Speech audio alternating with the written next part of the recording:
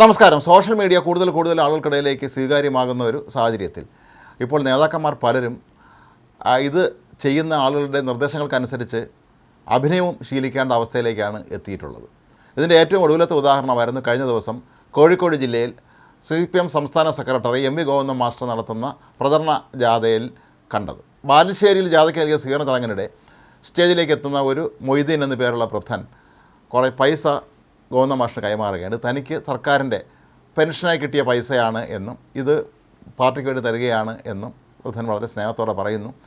ഗോവിന്ദൻ മാഷാകട്ടെ ഈ പണം സ്വീകരിച്ചതിന് ശേഷം തിരികെ വൃദ്ധൻ്റെ പോക്കറ്റിലേക്ക് തന്നെ പണം വെച്ചു കൊടുക്കുകയും ഞങ്ങൾ സ്വീകരിച്ചതായി കണക്കാക്കണമെന്ന് പറയുകയും ചെയ്യുന്നുണ്ട്. ഇത് വലിയ തോതിലാണ് പ്രചരിച്ചിരുന്നത്. കാരണം CPM സർക്കാർ സംസ്ഥാനത്തെ അഗതികൾക്കായിട്ടുള്ള അതല്ലെങ്കിൽ ഇത്തരത്തിലുള്ള പെൻഷൻ ലഭിക്കുന്ന ആളുകൾ എത്ര സന്തോഷത്തോടു കൂടിയാണ് പാർട്ടിയോട് ആ നന്ദി പ്രകടിപ്പിക്കുന്നത് എന്ന് സൂചിപ്പിക്കുന്ന രീതിയിലാണ് ഇത് പ്രചരിപ്പിച്ചിരുന്നത്. എന്നാൽ പിന്നീട് മറ്റാരോ ചിത്രീകരിച്ചൊരു വീഡിയോയിൽ ഇതേ വയോധികൻ തന്നെ പറയുന്നത് പാർട്ടിക്കാർ പണം തന്നിട്ടാണ് താൻ സ്റ്റേജിൽ അതുകൊണ്ട് കൊടുത്തത് എന്നാണ്. ഇതോടെ ശരിക്കും CPM വെട്ടിലാവുകയായിരുന്നു. കാരണം തങ്ങൾ നടത്തിയ ഈ ഒരു PR നാടകം നാട്ടുകാരുടെ മുമ്പിൽ പൊളിഞ്ഞടുങ്ങി എന്നുള്ള സത്യം അവരെ തുറച്ചു നോക്കുക തന്നെ ചെയ്യുകയാണ് ഇപ്പോഴും.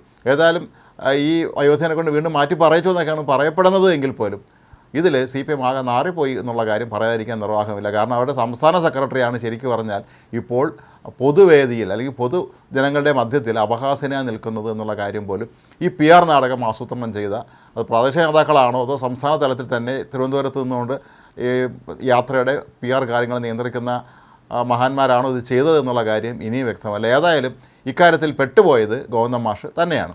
ഏതായാലും നടനും സംവിധാനവുമൊക്കെയായ ജോയ് മാത്യു ഈ ഒരു സംഭവത്തെ കളിയാക്കിക്കൊണ്ട് കഴിഞ്ഞ ദിവസം ഒരു ഫേസ്ബുക്ക് പോസ്റ്റ് ഇട്ടിട്ടുണ്ടായിരുന്നു. ആ ഫേസ്ബുക്ക് പോസ്റ്റിൽ അദ്ദേഹം വളരെ രസകരമായി തന്നെയാണ് ഈ സംഭവത്തെ വിവരിക്കുന്നത്. ബാലുശ്ശേരിയിലെ നാടക ബാലപാഠങ്ങൾ എന്നാണ് അദ്ദേഹം തലക്കെട്ട് നൽകിയിരിക്കുന്നത്. Sangeetha Nataka academy, school of drama പോലുള്ള സർക്കാർ സ്ഥാപനങ്ങൾ ഉള്ളപ്പോൾ അതിൽ നിന്ന് പഠിച്ചിറങ്ങിയ ഏതെങ്കിലും പാർട്ടി അടിമകളായ നാടകക്കാരെ വെച്ച് സംവിധാനം ചെയ്തിരുന്നെങ്കിൽ ബാലുശ്ശേരിയിലെ പെൻഷൻ നാടകം കുറച്ചുകൂടി നന്നായേനെ. ചിലപ്പോൾ അന്തർദേശീയ നാടകോത്സവങ്ങളിൽ ബഹുമതിക്കാൻ വരെ സാധ്യതയുണ്ടായിരുന്നു. നാടകം അറിയാത്ത ഏതോ PR അടിമ സംവിധാനിച്ചതാവാനാണ് വഴി. ഒന്നോ സ്ക്രിപ്റ്റൊട്ടും നാടകീയത ഇല്ലാത്തതായി പോയി. പെൻഷൻ കിട്ടിയ വയസ്സൻ കഥാപാത്രം പ്രേക്ഷകരുടെ ഇടയിൽ നിന്ന് അരങ്ങിലേക്ക് വെച്ച് വരണമായിരുന്നു. കൈപിടിച്ച് നടത്താൻ കൊച്ചുമക്കളെങ്കിലും ഉണ്ടായിരുന്നെങ്കിൽ ഒരു പുതുതലമുറയുടെ സിംബോളിക് എഫക്റ്റ് കിട്ടുമായിരുന്നു. വയസ്സൻ കഥാപാത്രത്തിൻ്റെ ആഹാര്യം, വേഷവിധാനം ശരിയായില്ല. ഷർട്ടിടാതെ തലയിൽ ഒരു പാളത്തൊപ്പി ഘടിപ്പിക്കേണ്ടിയിരുന്നു. കയ്യിൽ വാച്ച് പാടില്ലായിരുന്നു. ഡബിൾ മുണ്ടിന് പകരം മുഷിഞ്ഞ തോർത്തുമുണ്ടായിരുന്നെങ്കിൽ കസറിയേന്. അഭിനയത്തിൽ ഗോവിന്ദൻ മാഷ് ഒഴിച്ച് സഹകരണമാരും നന്നായില്ല. വയസ്സൻ കഥാപാത്രമാകട്ടെ പഠിച്ച ഡയലോഗ് മറന്നു. പ്രോംപ്റ്റർ ഉള്ളതുകൊണ്ട് ഒരുവിധം രക്ഷപ്പെട്ടു. ഇങ്ങനെ പോകുന്നു അദ്ദേഹത്തിൻ്റെ ഈ ഒരു ഫേസ്ബുക്ക് കുറിപ്പ്. ഏതായാലും നാടകരംഗത്തും സിനിമയിലുമൊക്കെ തന്നെ വളരെ സജീവ സാന്നിധ്യമായ ഈ മേഖലയിൽ ഒരുപാട് നേട്ടങ്ങൾ കൈവരിച്ച ജോയ് മാത്യുവിനെ പോലെയുള്ള ഒരാളിന് കൃത്യമായും ഇതിൻ്റെ മുന്നിൽ നടന്ന തമാശ നാടകം എന്താണെന്നുള്ളത് ഇതിലൂടെ ചൂണ്ടിക്കാട്ടാൻ കഴിയുന്നുണ്ട്. നേരത്തെയും നമ്മൾ കണ്ടതാണ്, മുഖ്യമന്ത്രി പങ്കെടുക്കുന്ന ഒരു ചടങ്ങിൽ അദ്ദേഹം ഒരു കപ്പ് ഉയർത്തി പിടിച്ചുകൊണ്ട് PR പരിപാടി നടത്തുന്നത് നമ്മൾ കണ്ടാണ്. പക്ഷേ അതും പണി പാളുകയായിരുന്നു. അപ്പോൾ ഇതുപോലെ AK സെൻറ്റർ കേന്ദ്രീകരിച്ച് ഈ മുഖ്യമന്ത്രിക്കും മന്ത്രിമാർക്കും പാർട്ടി നേതാക്കൾക്കും എല്ലാം തന്നെ ഇത്തരം കാര്യങ്ങൾ ഉപദേശം നൽകാൻ വലിയൊരു സംഘം പ്രവർത്തിക്കുന്നുണ്ട് എന്നാണ് നേരത്തെ പറഞ്ഞു കേട്ടിട്ടുണ്ടായിരുന്നത്.